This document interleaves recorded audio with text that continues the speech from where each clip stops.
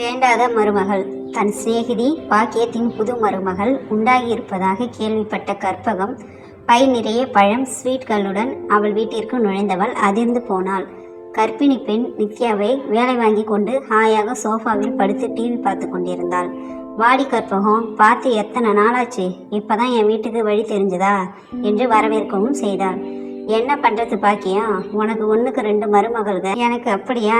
இன்னும் பசங்களுக்கு கல்யாணம் ஆகலை. புருஷனுக்கும் பசங்களுக்கும் பார்த்து பார்த்து செய்யவே நேரம் சரியா இருக்கு. இதுல எங்க வெளியே வர முடியுது சொல்லு என்று அழைத்து கொண்டாள் கற்பகம். அதுவும் சரிதான், ஆனா என்னதான் சொல்லு, மருமகளுங்க எவ்வளோ வேலை செய்தாலும் நாம செஞ்ச மாதிரி திருப்தி நமக்கு வர்றதே இல்லை. ஆனா நம்மளால இப்ப செய்ய முடியறதும் இல்லை. சிவனேன்னு இருக்க வேண்டியதா போயிடுச்சு. அதை சொல்லு, உனக்கு உன் வேலையிலேயே திருப்தி வராது, இதில் உன் மருமக செய்கிறது பிடிக்கவா போகுது? சரி சரி, என்ன திடீர்னு இந்த பக்கம்? ஏன் நான் வரக்கூடாதா? வராதவ வந்திருக்கியே, அதுவும் பை நிறைய பழம் பூ ஸ்வீட்லாம் வாங்கிட்டு, அதான் ஆச்சரியமாக இருக்குது. நீ தான் ஃபோனில் சொன்னியே உன் மருமக உண்டாயிருக்கான்னு, அதான் பார்த்து விசாரிச்சுட்டு போகலான்னு வந்தேன். கர்ப்பிணி பொண்ணை சும்மா பார்க்க வர முடியுமா? அதான் பழம் ஸ்வீட்ஸு, நமக்குள்ளே எதுக்கு இந்த சம்பிரதாயம்லாம்? இருக்கட்டும் இருக்கட்டும், நீ மறுத்தாலும் எனக்குன்னு ஒரு இது இருக்குல்ல. சரி என்னடி, நான் இவ்வளோ நேரம் ஆகுது, உன் மருமக கிச்சனை விட்டு வெளியே வரவே இல்லை. உள்ளே பருப்பு துவையல் அம்மியிலே அரைச்சிக்கிட்டு இருக்கா. ஏம்மா நித்யா, இங்கே வந்துட்டு போமா. பாக்கியம் குரல் கொடுக்க நெற்றி வேர்வையை துடைத்து கொண்டு வந்த நித்யா, வாங்க ஆண்டி, வீட்டில் எல்லோரும் சௌக்கியமா என்று விசாரித்தாள். எல்லோரும் நல்லா இருக்காங்க, நீ விசேஷமாக இருக்குன்னு கேள்விப்பட்டேன், அதான் உடனே பார்க்க வந்துட்டேன். செக்கப்புக்கு எல்லாம் ரெகுலராக போறியா இல்லையா? போயிட்டு இருக்கேன் ஆண்டி, உள்ளே அடுப்பிலே பருப்பு வச்சுருக்கேன், இதோ வந்துடுறேன் என்று சென்றவள் அப்புறம் திரும்பவில்லை.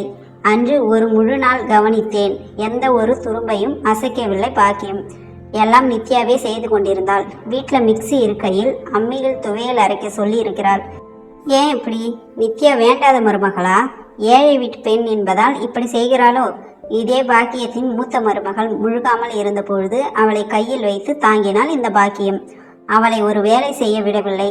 இவளே பார்த்து பார்த்து எல்லாம் செய்தாள். இப்பொழுது என்னடாவென்றால் தலைகீழாய் மாறி போய்விட்டிருந்தாள். பாக்கியத்தின் இந்த திடீர் மாற்றம் எனக்கு கோபத்தை வர வைத்தது. மாலையில் கிளம்பும் பொழுது உடன் பேருந்து நிறுத்தம் வரை வருவதாக பாக்கியமும் உடன் வர என் கோபத்தை கொட்டினேன். ஏன் பாக்கியம் இப்படி மாறிட்ட? வயசான கொஞ்சம் உடம்பு இழைக்கத்தான் செய்யும், அதை கூட என்னை கேட்டுட்டு இருக்க. சே, உனக்கு எப்பவும் விளையாட்டு தான். நான் அதை கேட்கல, உன் நடத்தை ஏன் மாறி போச்சுன்னு கேட்குறேன். அப்படி என்ன என் நடத்த மாறி போச்சு? உன் மூத்த மருமக உண்டாகி இருந்தப்ப கையில் வச்சு தாங்கினேன். இப்போ இளைய மருமக உண்டாக்கி இருக்கா, அவளையும் அப்படி தாங்காமல் இப்படி வேலை வாங்கி கொடுமைப்படுத்துறியே. இவ ஏழை விட்டு பொண்ணுன்னு தானே இப்படி பண்ணுற? யார் கேள்வி கேட்க முடியாதுன்னு நீ பண்ணாலும் நான் கேட்பேன். மனசாட்சிப்படி நடந்துக்கோ பாக்கியம், அவளும் உன் பொண்ணு மாதிரி தான். என் பொண்ணை நினச்சி தான் இவ்வளோ வேலை வாங்குறேன். என்னடி சொல்கிற? என் மூத்த மருமக பணக்கார இடம், அதனால் கை மேலே வச்சு தாங்கினேன்னு சொன்னேன்ல. நான் அப்படி பணத்துக்கு மதிப்பு கொடுக்குறவ இல்லை.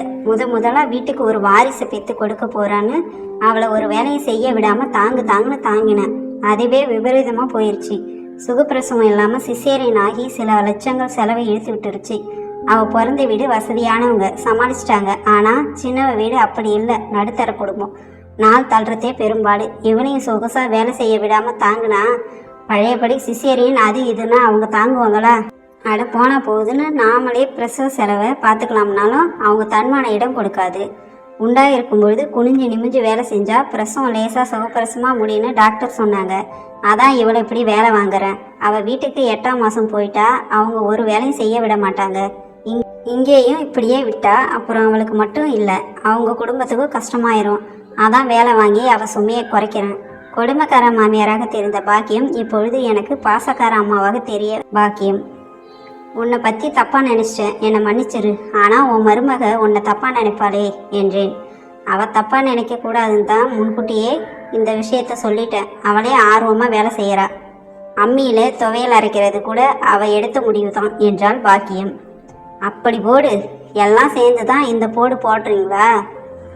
இதை புரிச்சிக்காம நான் ஏதேதோ கற்பனை பண்ணிக்கிட்டேன். ஒரு ஆதங்கத்தில் ஏதோ கேட்டுட்டேன், தப்பாக எடுத்துக்காதடி.